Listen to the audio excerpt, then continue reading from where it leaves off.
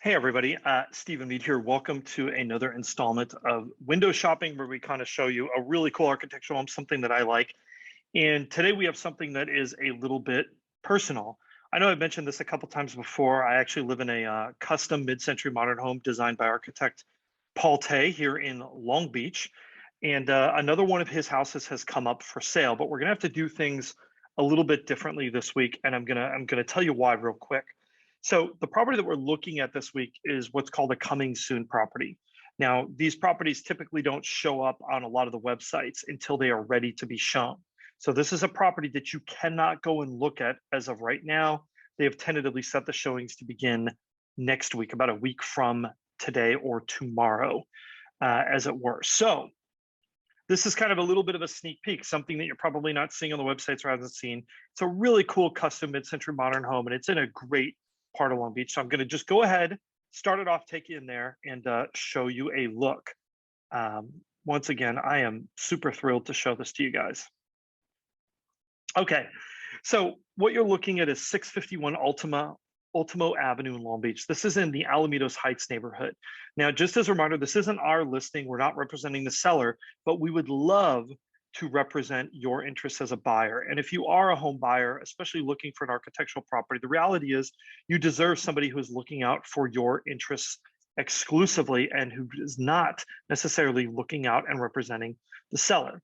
This property is listed by John Gooding with Sotheby's Vista International Real Estate, which is a South Bay real estate brokerage. But I just want to go in and give you some of the specs. So the first thing here is this is a big house. This is not a small property. It's actually almost 3,000 square feet. In 1958, when this home was built, that really was, that might as well have been 5,000 square feet. To find these older mid-century modern properties with that much square footage is rare.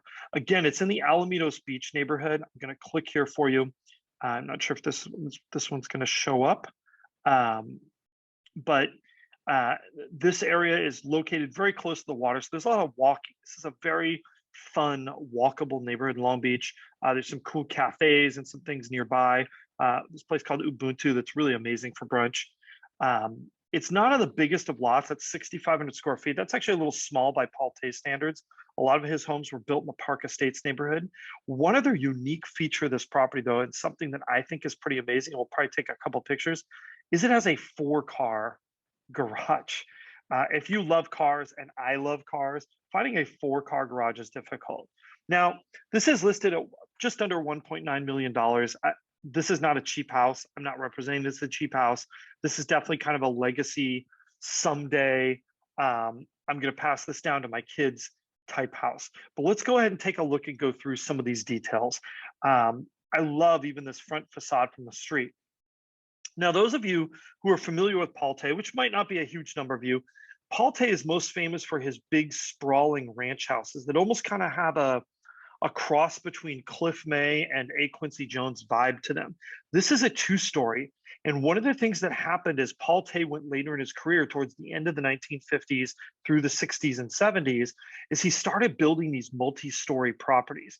And the reason why he did this was he had a belief that land was becoming at a premium. So he really kind of predicted the future of architecture and design and residential architecture for Southern California. So I want to kind of take you through this. You've got this cool front facade that is nearly all glass. You also have this double-story living room. Now, you have to remember the setting for this house, right? This is 1958. This is not, the 70s and the 80s. 2-story houses with these giant vaulted ceilings like this and these large cathedral double-story spaces, this was not normal in residential architecture. This is something that wouldn't come for decades later. But here you have really just this kind of wonderful living room space that you see here. They've got it decorated quite nicely with some kind of historic furniture items.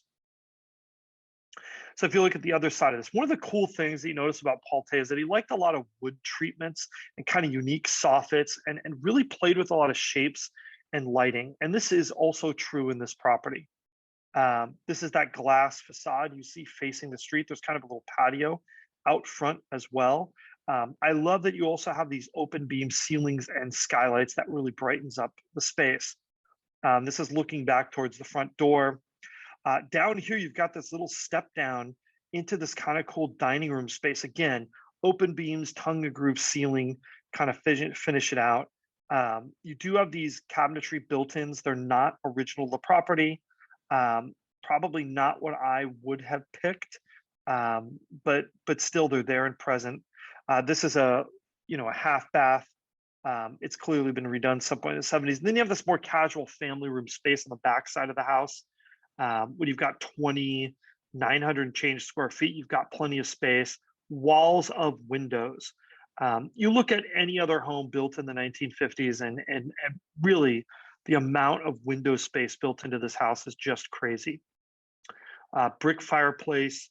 You've kind of got some multi-levels going on with this house that really gives you a different feeling of the spaces, right? That living room in the front is this big, expansive space, but then you have these more personal kind of family spaces.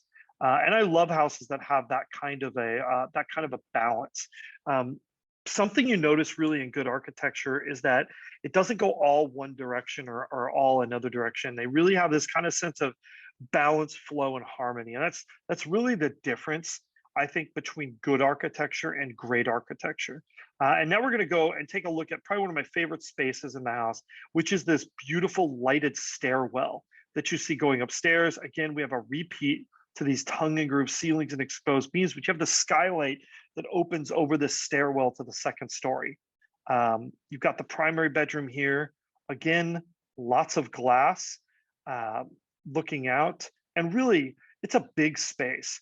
One of the big complaints we see in a lot of mid-century modern houses is that the rooms don't feel that big, especially the bedrooms. That is not a problem here. There's also this upper little deck area. As you can see, this is really a striking feature in a neighborhood that is mostly single-story houses. You actually have a view, a feeling like you're above everything else. We've got a recently remodeled bathroom in here in that primary bedroom, again with vaulted ceilings, kind of a nice touch. Big expansive spaces, another upstairs bedroom, lots of glass, lots of unique features, another secondary bathroom, and another large kind of guest style space. Here you've got a laundry room and bathroom combination. And then the way this home was built was it actually has some unique spaces in the backyard that are covered like this, that are sort of underneath and tucked in under the house. Really kind of a cool feature to maximize this outdoor space. And then there is a guest house ADU type space that you can see here as well.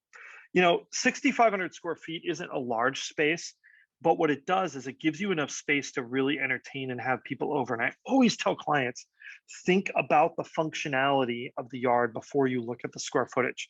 This is that guest house space. Again, tongue and groove ceilings, open beam. It was built in the same style as the original house.